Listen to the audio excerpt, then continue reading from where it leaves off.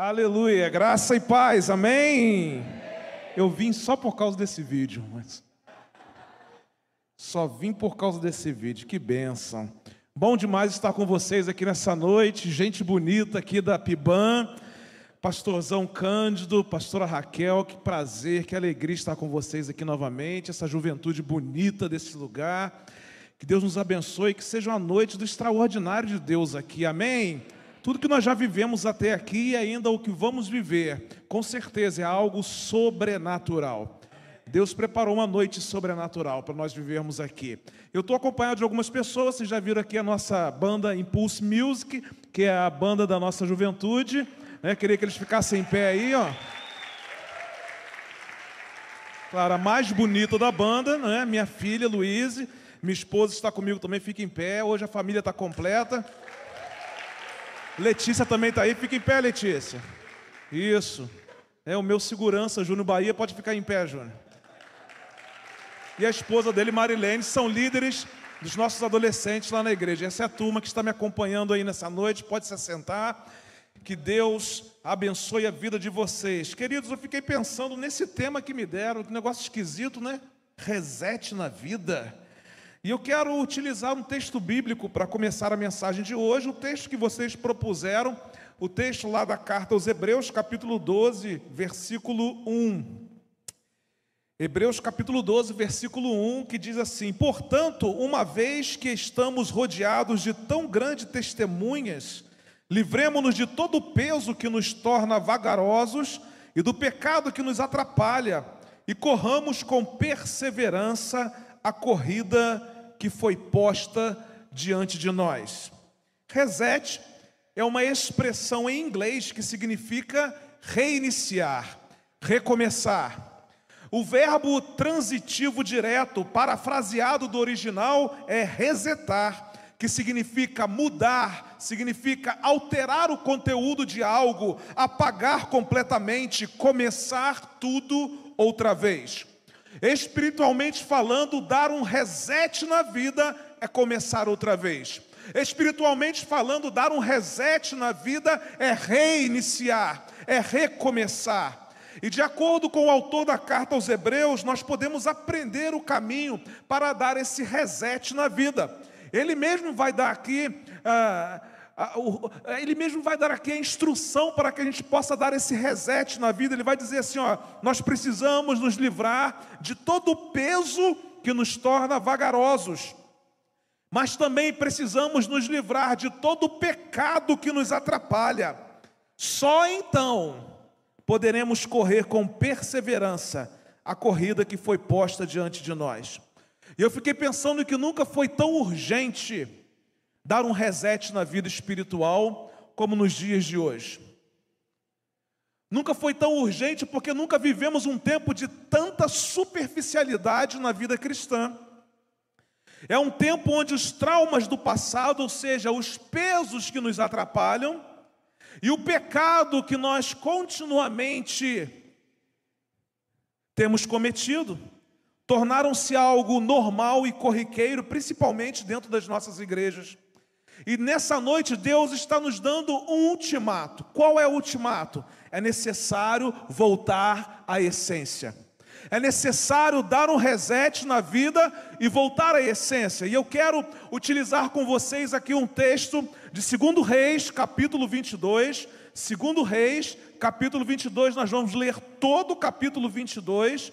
E depois, de maneira bem rápida, bem simples, nós vamos mergulhar nesse texto e nós vamos tirar dele lições preciosas para que nós possamos ser capazes de dar um reset na nossa vida espiritual. Então abra aí sua Bíblia em 2 Reis, capítulo 22. O texto diz assim: Josias tinha 8 anos quando começou a reinar, e reinou por 31 anos em Jerusalém. Sua mãe se chamava Gedida, e era filha de Adaías de Boscate. Josias fez o que era certo aos olhos do Senhor, e seguiu o exemplo de seu antepassado Davi, não se desviando nem para um lado, nem para o outro. No 18º ano de seu reinado, o rei Josias enviou Safã, secretário da corte, filho de Azalias, filho de Mesulão, ao templo do Senhor. Disse-lhe: vá ao sumo sacerdote Ilquias e peça-lhe que pese a prata que os guardas das portas recolheram do povo do templo do Senhor. Entregue a prata aos homens encarregados de supervisionar a reforma do templo. Eles a usarão para pagar os trabalhadores que farão reparos no templo do Senhor. Precisarão de carpinteiros, construtores e pedreiros. Também deverão comprar a madeira e as pedras cortadas necessárias para os reparos no templo. Contudo, não exija que os supervisores prestem contas do valor que receberam, pois são homens de confiança. O sumo sacerdote Ilquias disse a Safã, secretário da corte: encontrei o livro da lei no templo do Senhor. E Ilquias entregou o livro a Safã, que o leu. Safã voltou ao rei e relatou: seus oficiais entregaram a prata recolhida no templo do Senhor aos trabalhadores e supervisores no templo. Safã também disse ao rei: o sacerdote Ilquias me entregou um livro. E Safã leu o livro para o rei. Quando o rei ouviu o que estava escrito no livro da lei, rasgou as suas roupas. Em seguida deu estas ordens ao sacerdote Ilquias, a Aicã, filho de Safã, e a Aquibor, filho de Micaías, a Safã, o secretário da corte, e a Asaías, conselheiro pessoal do rei: vão consultar o Senhor por mim, pelo povo e por todo Judá. Perguntem a respeito das palavras escritas neste livro que foi encontrado. A grande ira do Senhor arde contra nós, pois nossos antepassados não obedeceram às palavras deste livro. Eles não fizeram tudo o que ele diz que devemos fazer. Então o sacerdote Ilquias, Aicã, Aquibor, Safã e Asaías foram ao bairro novo de Jerusalém consultar a profetisa Ulda. Ela era esposa de Salum, filho de Tiquivá, filho de Arás, responsável pelo guarda-roupa do templo. Ela lhes disse: o Senhor, o Deus de Israel, falou. Voltem e digam ao homem que os enviou que assim diz o Senhor: trarei desgraça sobre esta cidade e sobre os seus habitantes. Todas as palavras escritas no livro que o rei de Judá leu se cumprirão. Pois meu povo me abandonou e queimou incenso a outros deuses, e estou grandemente irado com eles por tudo que fizeram. Minha ira arderá contra este lugar e não será apagada. Mas vão ao rei de Judá, que os enviou para consultarem o Senhor, e digam-lhe que assim diz o Senhor a respeito da mensagem que acabaram de ouvir. Você se arrependeu e se humilhou diante do Senhor, quando ouviu o que eu disse contra esta cidade e contra seus habitantes, que esta terra seria amaldiçoada e se tornaria desolada. Você rasgou as roupas e chorou diante de mim, e eu certamente o ouvi, diz o Senhor. Portanto, só enviarei a calamidade anunciada, depois que você tiver se reunido a seus antepassados e tiver sido sepultado em paz. Você não verá a desgraça que trarei sobre esta cidade. Então eles levaram a mensagem ao rei. O rei Josias assume o reinado de Judá aos 8 anos de idade. E é interessante destacar que os 2 reis que o antecederam, Manassés e Amon, eles fizeram o que desagradava o coração de Deus. Então é fácil entender que a geração que agora estava sob o domínio do rei Josias era uma geração que havia perdido completamente o temor a Deus. Por isso, a nação de Judá precisava dar um reset na sua vida espiritual. E quando a gente lê os capítulos 22, 23 e 24, nós vamos ver que ali havia templo, ali havia sumo sacerdote, ali havia sacerdote, havia tudo o que precisava acontecer para que um culto pudesse se manifestar. Mas o templo precisava de reforma. E quando a reforma começou a acontecer, eles encontraram ali o motivo pelo qual a parte de dentro do templo também precisava de reforma. Qual não foi a surpresa? Aquele povo havia abandonado, aquele povo havia esquecido o livro da lei. O templo precisava de um reset por dentro e por fora. E fazendo um paralelo com a nossa vida, que é o templo do Espírito Santo, nós conseguimos identificar a necessidade urgente de um reset por dentro e por fora. Por quê, pastor? Porque abandonamos a verdade da palavra de Deus. A palavra de Deus foi esquecida dentro desse templo que se chama nossa vida. O capítulo 23, ele vai falar de forma muito clara a respeito dos pecados que estavam sendo cometidos pelo povo de Judá. Até prostituição cultual havia dentro do templo. Mas mesmo assim eles continuavam realizando seus cultos normalmente, como se nada tivesse acontecendo. Por quê? Porque o pecado já estava cauterizado no meio do povo. Essas transgressões mostram a profundidade da corrupção que havia no povo de Judá. E explicam para nós o zelo do rei Josias em remover essas abominações, em dar um reset na vida espiritual do povo, em restaurar a verdadeira adoração ao Senhor. E eu fiquei pensando que da mesma forma, os cristãos de hoje, nós continuamos realizando os nossos cultos, nós continuamos realizando as nossas células, nós continuamos realizando tantas coisas, mas também continuamos praticando as nossas transgressões, levando uma geração inteira a viver uma vida espiritual superficial, uma vida espiritual corrupta.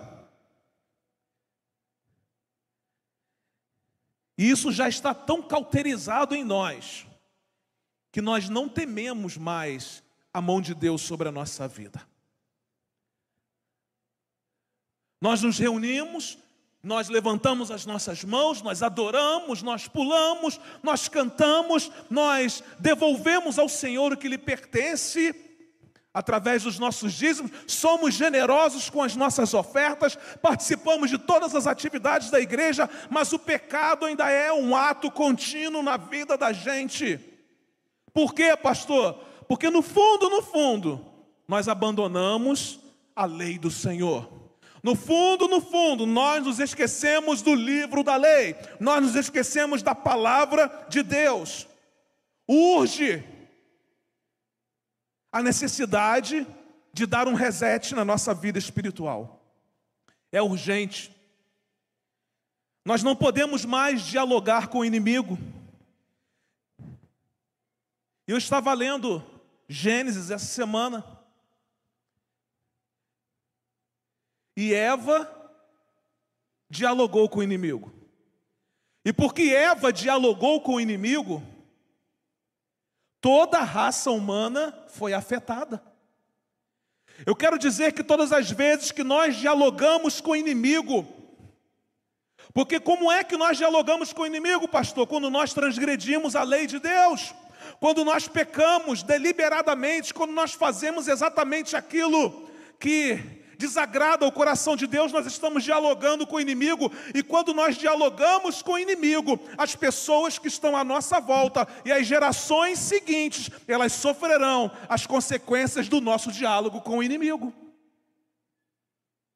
Mas por que dialogamos com o inimigo? Porque o livro está esquecido dentro do templo. O livro está abandonado dentro do templo. E eu comecei a olhar para esse texto de 2 Reis, capítulo 22, tentando extrair desse texto alguns imperativos de Deus para que eu seja capaz de dar um reset na minha vida espiritual.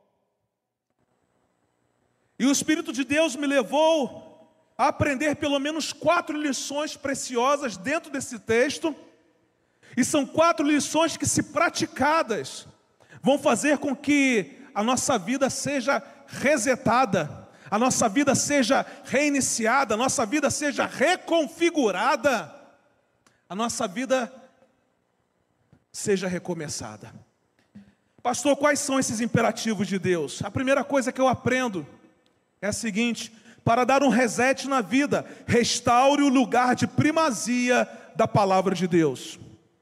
Essa é a primeira coisa que é necessária e é urgente na nossa vida, é restaurar na nossa vida o lugar de primazia da palavra de Deus. O versículo 8 diz que o sumo sacerdote Ilquias disse a Safã, o secretário da corte: encontrei o livro da lei no templo do Senhor. Numa outra tradução diz assim: encontrei o livro da lei do Senhor que estava perdido dentro do templo. E Ilquias entregou o livro a Safã, que o leu.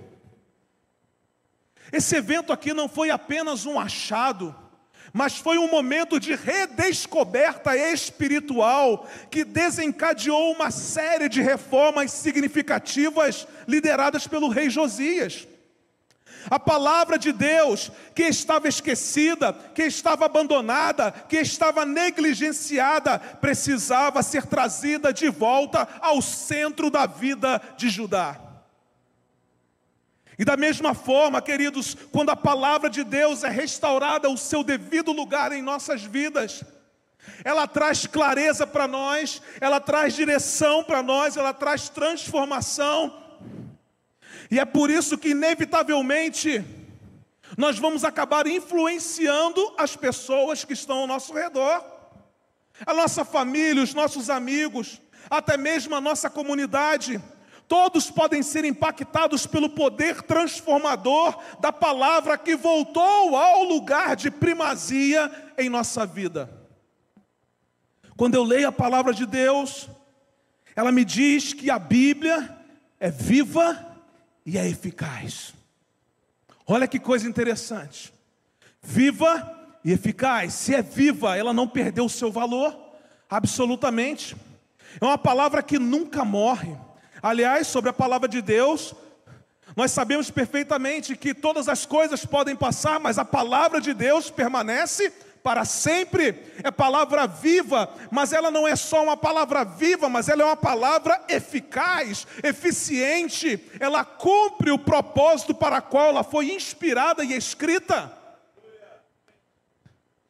Quando abrimos a Bíblia, quando a lemos, nós estamos trazendo para a nossa vida mais vida. E nós estamos trazendo para dentro de nós uma ferramenta capaz de consertar aquilo que precisa ser consertado. Quando a palavra de Deus ela volta ao lugar principal da nossa vida, nós somos reiniciados. Nós voltamos à configuração inicial, aquela configuração correta da qual nós nunca deveríamos permitir que houvesse mudança. E eu quero dizer para vocês aqui nessa noite que não existe reset na vida espiritual sem que a palavra de Deus tenha lugar de destaque. Não existe. Se você não gosta da palavra de Deus, você está sendo resetado pela palavra do inimigo. Mas se você ama a palavra de Deus, se ela tem primazia na sua vida, Deus está resetando você a uma configuração divina, a uma configuração dos céus, a uma configuração inicial. E sobre a palavra de Deus, irmãos, quando Deus chama Josué para liderar o seu povo, Moisés já havia morrido. Ele estabelece para Josué algumas condições para que ele fosse bem-sucedido na sua liderança. Ele disse assim: meu filho, seja forte e corajoso. E aí nós logo pensamos em força e coragem física, mas preste atenção, porque o texto diz: meu filho, seja forte e corajoso, para não se desviar do livro dessa lei, nem para a direita, nem para a esquerda. Josué precisava de força e coragem, sabe para quê? Para colocar na vida dele primazia pela palavra. Josué precisava de força e coragem para ler, para meditar e para colocar em prática tudo aquilo que a palavra de Deus ensinava. Nós precisamos de força e coragem nesse tempo, não é para enfrentar tantos inimigos que nós gostaríamos de enfrentar, não. O que nós precisamos nesse tempo é de força e coragem para voltarmos a colocar a palavra de Deus como primazia na nossa vida.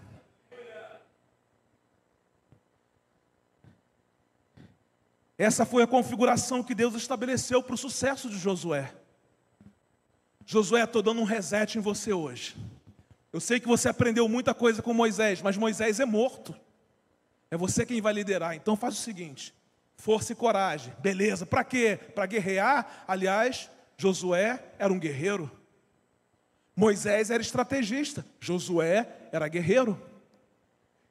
E talvez na cabeça de Josué essa força e coragem fosse para guerrear mesmo. Ele falou assim: não, Josué, é força e coragem para você não se afastar da minha palavra. É força e coragem para você não se esquecer do livro da lei. É força e coragem para você colocar a Bíblia acima de qualquer palavra. É para você levar em consideração aquilo que eu estou falando com você. E nessa noite Deus está requerendo de nós isso. Leve em consideração aquilo que eu estou falando com vocês. Voltem a colocar a palavra de Deus como primazia na mente e no coração de vocês. Porque quando isso acontecer, aí então você estará dando o primeiro e grande passo para dar um reset na vida. Essa liberdade da qual nós falamos é a liberdade que a palavra de Deus nos dá. Porque é impossível que sejamos livres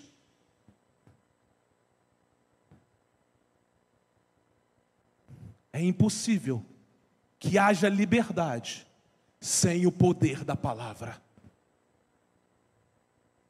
É a palavra de Deus, irmãos.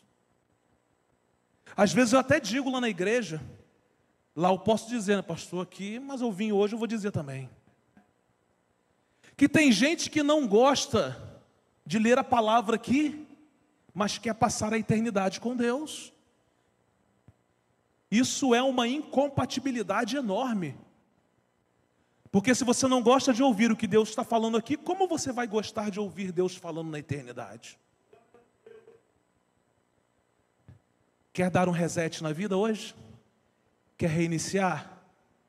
A palavra de Deus precisa voltar ao lugar de primazia na sua vida. Mas eu olho para esse texto e aprendo uma segunda lição, uma lição preciosa.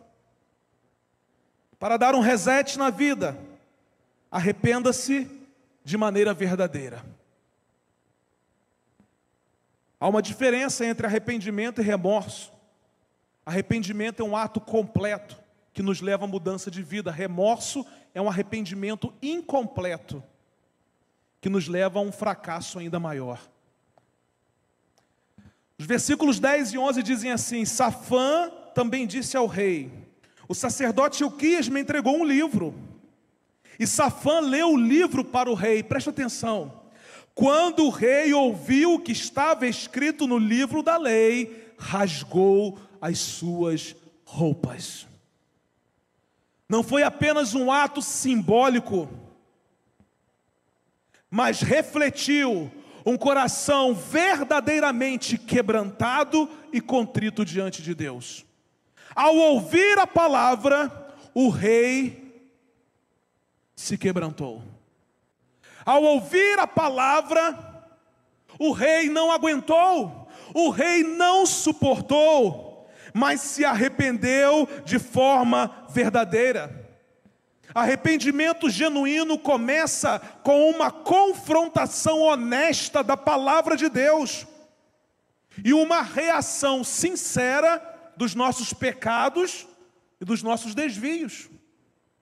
A palavra, ela nos confronta e então nós temos uma reação sincera diante disso. Nós reconhecemos os nossos pecados, nós reconhecemos as nossas transgressões, os nossos desvios e então nos arrependemos. E o arrependimento, ele precisa ser completo mesmo. Interessante, vocês sabem disso,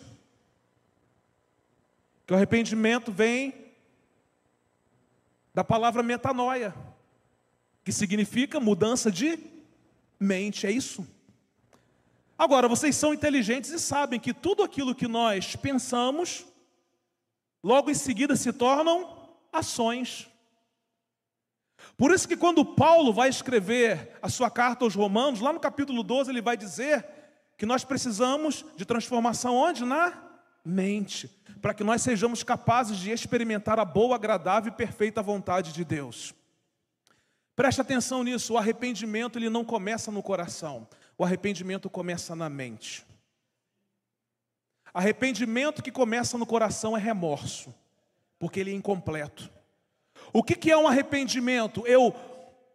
A palavra é primazia na minha vida, lembram disso? A palavra é primazia na minha vida. Se a palavra é primazia na minha vida, ela está falando o tempo todo. Ela está confrontando a minha vida, a vida que eu vivo aqui. Então eu raciocino, eu penso sobre o que a palavra está me ensinando e eu falo, eu vou mudar os meus pensamentos. Eu vou passar a pensar aquilo que a palavra me ensina. E quando eu passo a pensar aquilo que a palavra me ensina, eu também começo a agir de acordo com aquilo que a palavra me ensina. Então, quando eu me deixo ser transformado na mente, eu também me deixo ser transformado nas minhas atitudes. Por isso que arrependimento precisa ser verdadeiro. Reconhecer que estamos errados e que precisamos de correção é o primeiro passo para qualquer mudança significativa, porque ninguém vai mudar se não reconhecer que precisa de mudança.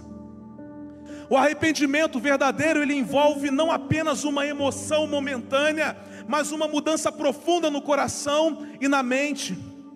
Irmãos, às vezes eu vejo domingo após domingo, pessoas vindo à frente, chora no domingo, aí vem à frente no domingo seguinte, chora de novo, e depois volta no outro domingo e chora de novo, e o problema não resolve, sabe por quê? Porque está só na emoção, não tem arrependimento de verdade, porque choro não quer dizer que você se arrependeu não.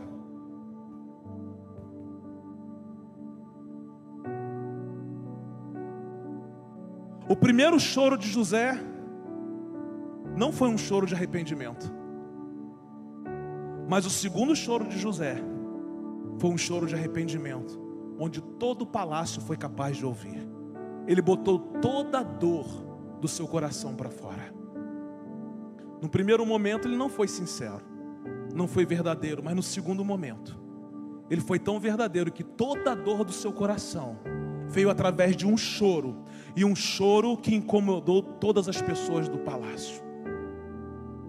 Irmãos, arrependimento verdadeiro vem seguido de ações diferentes. Porque se você acha que você se arrependeu hoje e não muda nada daqui para frente, eu lamento informar que você apenas se emocionou. Não aconteceu nada de absolutamente diferente na sua vida. Josias, ele não apenas expressou a sua tristeza pelo que ele ouviu, mas ele tomou medidas concretas para corrigir o pecado do povo, para corrigir os erros do povo. Por quê, pastor? Porque todo arrependimento sincero é seguido de ações de correção. E o orgulhoso, ele não gosta desse negócio de arrependimento. Ele tem sempre uma justificativa. E eu tenho aprendido, pastor, nesse pouco tempo de lida pastoral, algo muito interessante. Essa frase que vai aparecer para vocês: quem é bom de argumento é ruim de quebrantamento. Já viu quando você vai conversar com uma pessoa e ela se justifica o tempo todo? Todo mundo está errado e ela não. Ela se justifica o tempo todo, é argumento o tempo todo, argumento o tempo todo. E geralmente quem tem sempre uma justificativa, ele é difícil de se quebrantar. Ele é difícil de se quebrar. Ele é difícil de se arrepender. Então, se você é alguém que tem sempre uma justificativa, hoje Deus quer corrigir a rota da sua existência. Comece a se quebrantar diante do Senhor. Comece a reconhecer que você erra. O arrependimento que leva a um reset na vida, ele não minimiza, ele não justifica o pecado, mas ele encara o pecado de frente, e ele entende que o afastamento de Deus tem consequências reais. Esse reconhecimento, ele nos impulsa a buscar fervorosamente a misericórdia de Deus e a nos comprometermos a viver de acordo com a sua vontade. Você está disposto hoje a reconhecer que diante da palavra de Deus diante do confronto da palavra de Deus, você tem errado, tem caminhado distante dele. Deus quer dar, o maior interessado em dar um reset na sua vida não é você, é Deus. A iniciativa é sempre dele. Leia a palavra de Deus de Gênesis e Apocalipse, você vai ver que toda iniciativa de cura, restauração, salvação é divina. Não é o homem que quer ser curado, ser restaurado, ser salvo. É Deus quem quer curar, é Deus quem quer restaurar, é Deus quem quer salvar. E eu quero dizer que é Deus quem quer dar um reset na sua vida, mas Ele conta com a sua parte. Qual é a sua parte? Meu filho, se arrependa verdadeiramente dos seus pecados.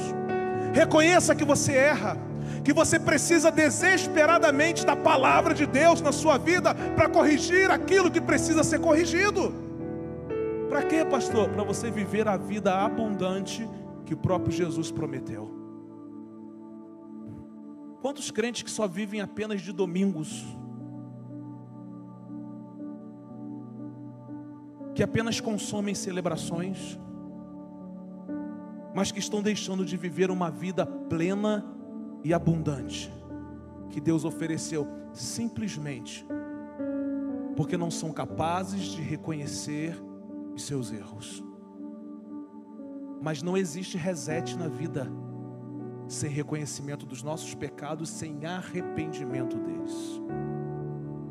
A terceira lição que eu aprendo nesse texto: para dar um reset na vida, busque por orientação e discernimento espirituais. Versículo 13 diz assim: vão consultar o Senhor por mim, pelo povo e por todo o Judá. Perguntem a respeito das palavras escritas neste livro que foi encontrado. A grande ira do Senhor arde contra nós, pois nossos antepassados não obedeceram às palavras deste livro. Eles não fizeram tudo o que ele diz que devemos fazer. Queridos, quando o rei Josias foi confrontado com a verdade da palavra de Deus, ele não apenas reconheceu a seriedade dos seus erros, mas ele também tomou uma sábia decisão de buscar a orientação de alguém que tinha discernimento espiritual.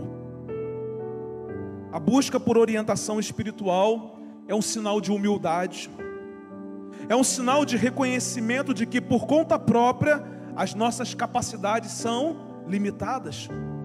Precisamos uns dos outros. Precisamos de orientação espiritual, precisamos de discernimento espiritual. Às vezes nós achamos que sabemos tudo, e nós não sabemos absolutamente nada. Mas quando damos um reset na nossa vida espiritual, somos levados pelo Espírito Santo a procurar por orientação, a procurar por discernimento. Por quê? Porque nós não temos condições de caminharmos sozinhos. A Bíblia é o livro de uns aos outros, é o livro da reciprocidade, é o livro dos mandamentos recíprocos. E se a Bíblia fala tanto sobre reciprocidade, fala tanto sobre uns aos outros, façam isso uns com os outros, amem uns aos outros, perdoem uns aos outros, carreguem os fardos uns dos outros, e daí por diante a Bíblia vai relatar aqui uma série de coisas que nós deveríamos fazer uns com os outros. Significa dizer que nós precisamos uns dos outros. Por isso, se eu quero dar um reset na minha vida espiritual, eu preciso buscar orientação espiritual. O mais interessante disso aqui é que Josias, mesmo sendo rei, mesmo sendo um homem que agradava o coração de Deus, ele não confiou apenas na sua própria sabedoria e nem na sua própria autoridade. Ele entendeu que ele precisava de uma palavra de Deus para guiar as suas próximas ações. Em nossas vidas, isso significa que nós devemos estar dispostos a procurar orientação espiritual com gente que anda com Deus. Tem muita gente buscando orientação espiritual com gente que nem oração faz. Tem muita gente querendo buscar orientação espiritual com gente que não abre a palavra de Deus para ler. Como que você vai receber uma orientação espiritual de alguém que não se envolve com o Espírito? Mas hoje você pode sair daqui: pastor, o senhor está certo, eu tenho até procurado caminhar direitinho, mas eu preciso de uma orientação. Eu preciso de uma orientação espiritual. Eu não consigo resetar a minha vida espiritual sem que alguém possa me orientar nessa caminhada. E uma coisa interessante é que o discernimento espiritual, ele é diferente da orientação espiritual. O que é o discernimento espiritual? Ele nos ajuda a aplicar corretamente as verdades espirituais às nossas circunstâncias. Esse é o discernimento espiritual. Ou seja, eu já tenho a palavra de Deus e agora eu tenho o discernimento. Para quê? Para que eu possa aplicar essa palavra de Deus no meu dia a dia, nas diversas circunstâncias. Gente, é por isso que nós precisamos que a palavra de Deus volte ao primeiro lugar na nossa vida, porque todos os dias nós estamos envolvidos em algumas circunstâncias em que ou a gente vai usar de conhecimento próprio, que é nada, ou a gente vai usar o conhecimento que vem de Deus, que é a sua palavra.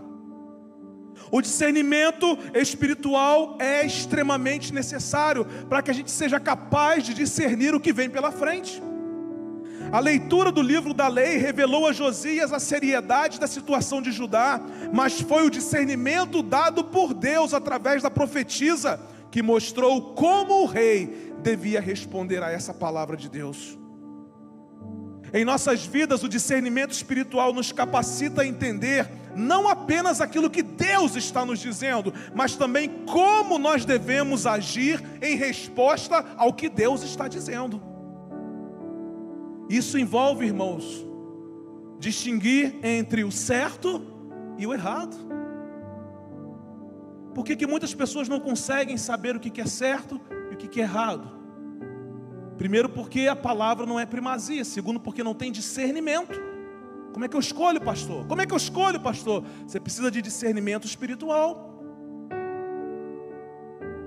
Significa fazer escolhas que alinhem nossas vidas com a vontade de Deus. Eu fico triste, irmãos, às vezes de ouvir as pessoas dizendo o seguinte: pastor, a Bíblia não proíbe fazer isso.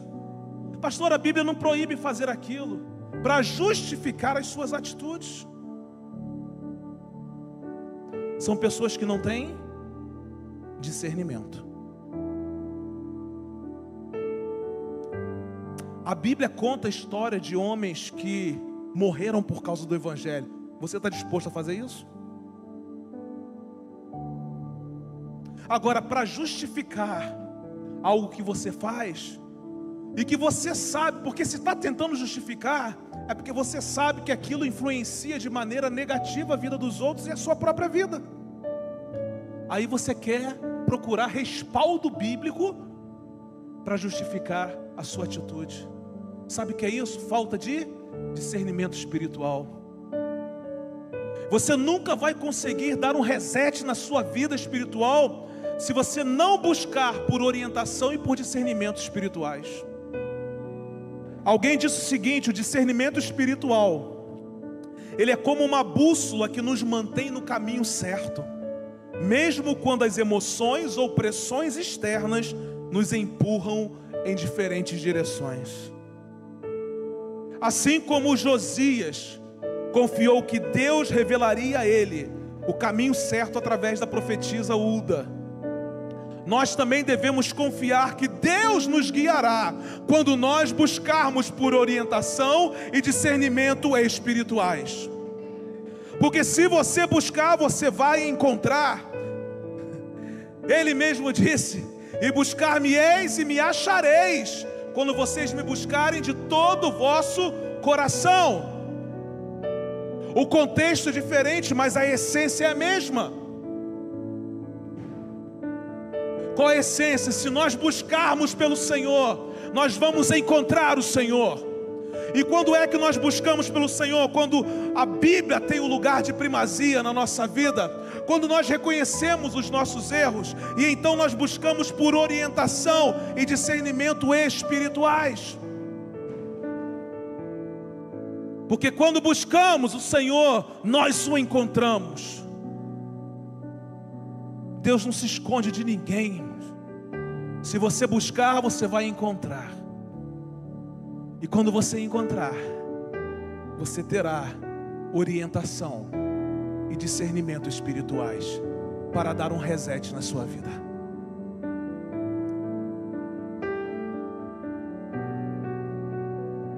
A quarta e última lição que nós aprendemos: para dar um reset na vida, não negocie a sua obediência a Deus. Versículo 19 já é o finalzinho do capítulo. Uma palavra de Deus ao coração do rei Josias. Você se arrependeu, Josias, e se humilhou diante do Senhor, quando ouviu o que eu disse contra esta cidade e contra seus habitantes, que esta terra seria amaldiçoada e se tornaria desolada. Você rasgou as roupas e chorou diante de mim, e eu certamente o ouvi, diz o Senhor. Nesse versículo aqui, Deus está respondendo ao rei Josias, após ele ter rasgado as suas vestes, em sinal de arrependimento. O Senhor reconhece o coração de Josias, destacando que ele se humilhou e ele reagiu com sincera obediência ao ouvir a palavra de Deus. E o que é que isso nos ensina, pastor? Nos ensina que quando nós somos confrontados com a verdade divina, a única resposta aceitável é a obediência total, sem concessões. Negociar a nossa obediência, ou seja, tentar justificar uma desobediência parcial, compromete o nosso relacionamento com Deus, impede a verdadeira renovação espiritual que Ele quer fazer na nossa vida. A obediência a Deus implica em tomar decisões difíceis, e muitas vezes decisões impopulares. Ninguém vai acreditar no que você vai fazer, mas você vai fazer porque Deus mandou. Importa obedecer a Deus, porque quando obedecemos a Deus, preste atenção nisso, alguém está pronto para receber um milagre. Pastor, justifica isso. Eu estava numa conferência em São José dos Campos, estava num workshop, e uma mulher de oração se levantou para contar a experiência dela. E ela disse assim: foi difícil obedecer a Deus, mas eu obedeci a Deus e um milagre aconteceu. E ela começou a contar a experiência. Naquela manhã ela saiu de casa e foi ao supermercado. E chegando no supermercado, ela pegou o carrinho, e quando ela pegou o carrinho, ela ouviu Deus falando com ela: planta uma bananeira dentro do mercado. Eu falei, bem, comigo não pode acontecer um negócio desse, né? Deus pode me pedir para fazer outra coisa. Agora, eu plantar bananeira realmente já seria o primeiro milagre, né? E ela falou assim: isso não, plantar bananeira, né? Começou a fazer a compra dela. E a cada gôndola que ela passava, ela ouvia Deus falando: planta uma bananeira no mercado, planta uma bananeira no supermercado. Ela continuou fazendo a compra dela. Ela fez toda a compra dela, chegou no caixa, toda a compra ali. E quando ela foi começar a passar a sua compra, a voz se intensificou: planta uma bananeira no mercado. E ela falou assim: eu vou fazer, mas eu vou fazer lá nos fundos lá. Pegou o carrinho dela, levou para um lugarzinho onde não tinha quase ninguém, e ali ela plantou uma bananeira. E quando ela plantou a bananeira, quando ela olhou, de repente se aproximou uma pessoa e ficou à frente dela. E ela desfez a bananeira, e quando ela olhou, era um homem grande, chorando. E ela disse: mas por que o senhor está chorando? Ele disse assim: porque hoje, quando eu saí de casa, eu falei: Deus, o senhor existe mesmo, porque hoje eu vou dar cabo da minha vida. Alguém vai plantar uma bananeira dentro do mercado. Talvez Deus vai pedir a você para fazer coisas que você vai achar absurdas, mas quando você obedecer, alguém vai receber um milagre. E eu pergunto, quantas vezes Deus já falou com você para fazer alguma coisa e alguém perdeu um milagre? Por quê? Porque você não fez. Porque, irmãos, quando nós damos um reset na vida, Deus fala e a gente obedece. A gente não quer saber se vai passar vergonha, se não vai. Porque não é sobre nós, mas é sobre Deus através de nós. Essas decisões são necessárias para nós alinharmos a nossa vida à vontade de Deus. Josias não apenas ouviu a palavra de Deus, mas também tomou medidas drásticas para remover toda a idolatria e restaurar a adoração verdadeira em Judá. Não há espaço para negociação quando se trata de seguir os mandamentos de Deus. A obediência deve ser completa. Lembrei de uma outra historinha. E essa é uma história mesmo, sem H, com E. Mas serve muito bem para ilustrar a nossa vida. 4 crentes se reuniram e decidiram assaltar um banco. Vocês estão rindo, mas é sério o negócio. E eles falaram assim, vamos planejar esse negócio aqui. Sentaram os 4 e começaram a planejar o assalto ao banco. Você já conhece essa história mais de 10 mil vezes, né? E aí o primeiro disse assim, para dar tudo certo, a gente precisa fazer uma vigília. Aí disse, beleza, né? O segundo falou assim, olha, para o negócio ficar mais certinho ainda, eu acho que a gente deveria fazer 40 dias de jejum. Show de bola. O outro falou assim, eu acho que nós deveríamos fazer um culto em gratidão antes mesmo de recebermos aquilo que nós vamos roubar. E resolveram. O quarto não falou nada, ficou quietinho, só balançou a cabeça. E assim eles fizeram. Fizeram uma vigília, fizeram um culto de ação de graças pelo roubo, que ainda não tinha acontecido, e fizeram um jejum de 40 dias. Marcaram o dia do assalto. Chegaram no banco, um sucesso. Quando entraram no cofre, eles chegaram até a falar aquele versículo que Paulo escreveu aos Efésios: ora, aquele que é poderoso para fazer abundantemente muito mais além do que pedimos ou pensamos, porque tinha muito mais mesmo. Mas quando eles saíram do banco, tinha polícia do lado de fora, e os 4 foram presos. E lá na cela, eles ficaram discutindo, cara, mas o que deu errado? Aí o camarada falou, fizemos, cara, o jejum 40 dias. Pois é, né? Fizemos um culto de ação de graças. Como é que o negócio dá errado? Não, e você lembra? Uma vigília que nós fizemos, vigília, né? Como é que pode dar errado? E o outrozinho que não tinha falado nada, quietinho no canto. E você não vai falar nada não? Ele falou assim, eu vou falar. Vou falar. Deus não abençoa aquilo que a palavra dele condena. Às vezes nós queremos que Deus abençoe algumas atitudes nossas que estão desalinhadas com a palavra dele. Já viu aquele que não estuda para a prova, chega na hora da prova, ele faz uma oração. Senhor, me faz lembrar de tudo. Mas estudou o quê? Como é que Deus vai lembrar de quê? Estão se acusando aí, né? Porque Deus não abençoa aquilo que a palavra dele condena.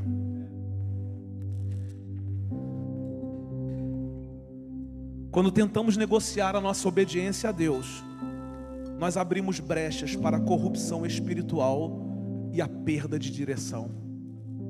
Por isso que a nossa vida precisa de reset. E alguém disse que obediência parcial é, na verdade, desobediência. E ela nos afasta da proteção e da bênção de Deus. Eu queria convidar você a ficar em pé nesse momento. David, você pode me ajudar aqui?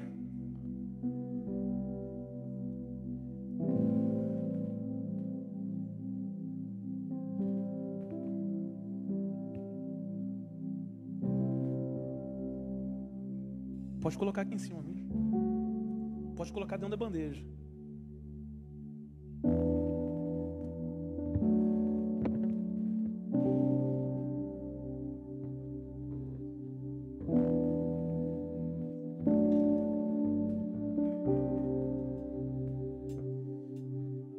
Quer dar um reset na vida? Restaure o lugar de primazia da palavra de Deus.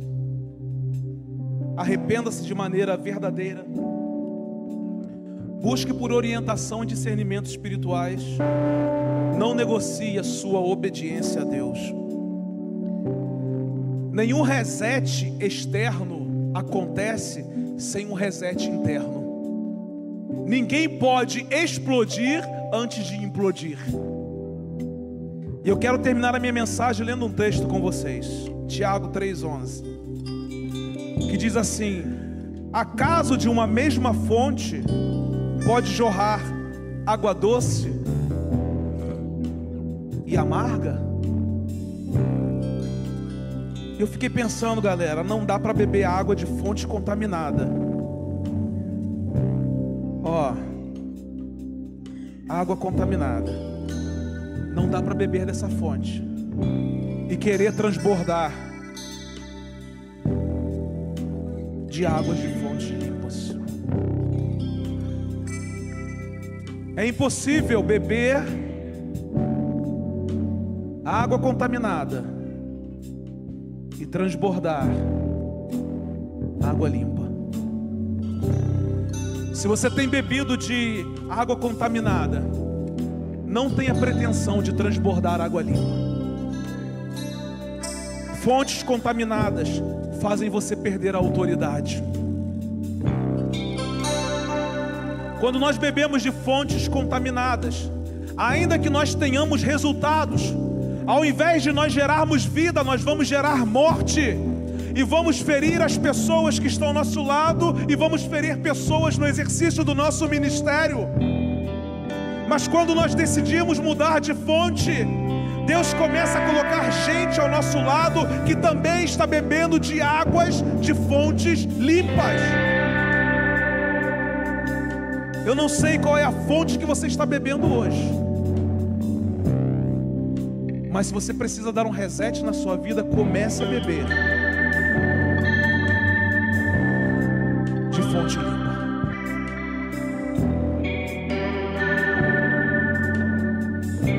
Pastor Cândido, por favor. No rótulo está escrito aqui, ó, 99% água limpa, 1% água contaminada. Bebe aí. –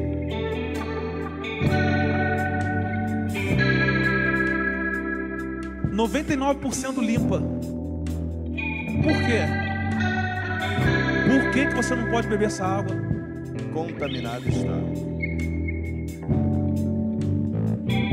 Se a gente não bebe uma água que está 1% contaminada, mas 99% limpa, por que a gente acha que Deus deve receber a nossa vida como a gente tem vivido?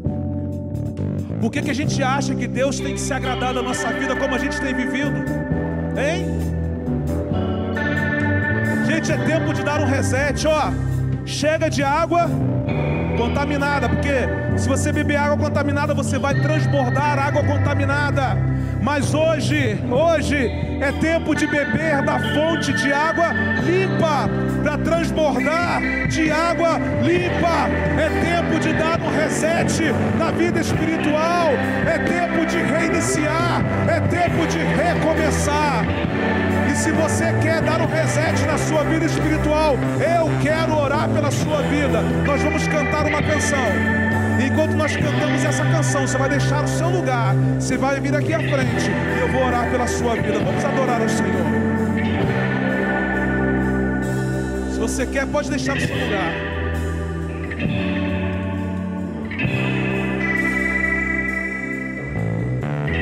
Quer dar um reset aí? Pode deixar o seu lugar, pode vir aqui, eu quero orar por você. Quer começar a beber de fontes limpas hoje, para transbordar de fontes limpas?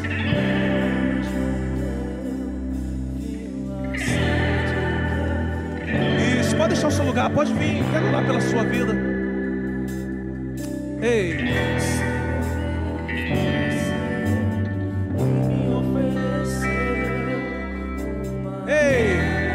Ele está oferecendo para você uma água que jorra sem fim, água limpa. pois tenho sede. Vem!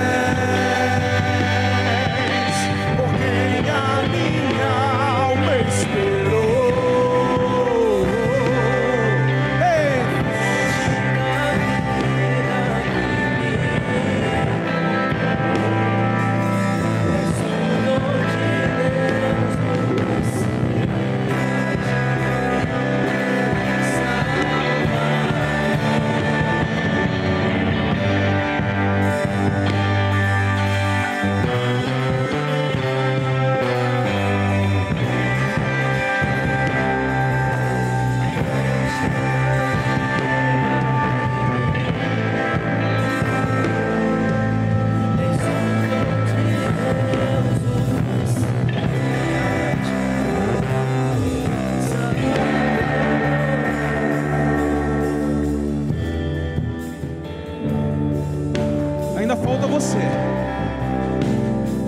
Ainda falta você. Vem dar um reset na vida hoje. Vem dar um reset na vida hoje. Vem ser reiniciado pelo Senhor hoje. Vem começar um novo tempo com Deus hoje. Ei, vem beber de águas, de fontes de águas limpas.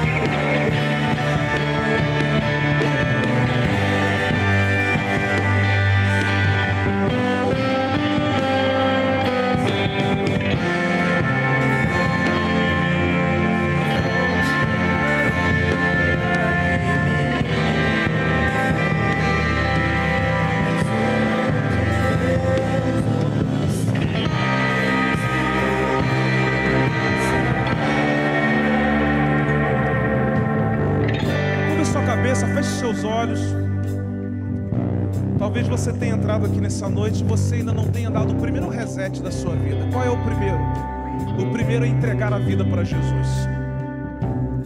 Ou talvez você tenha chegado nesse lugar aqui e você tenha andado distante do Senhor. Não é distante da igreja, é distante do Senhor, afastado dos braços poderosos de Deus. Eu quero fazer um convite para você. Você que quer entregar sua vida para Jesus nessa noite, e você que quer voltar para Jesus nessa noite, coloca a mão no seu coração aí. Se você está aí, coloca a mão no seu coração e repita essa oração comigo, silenciosamente onde você está, dizendo assim: querido Jesus, eu recebo como Senhor e como Salvador da minha vida.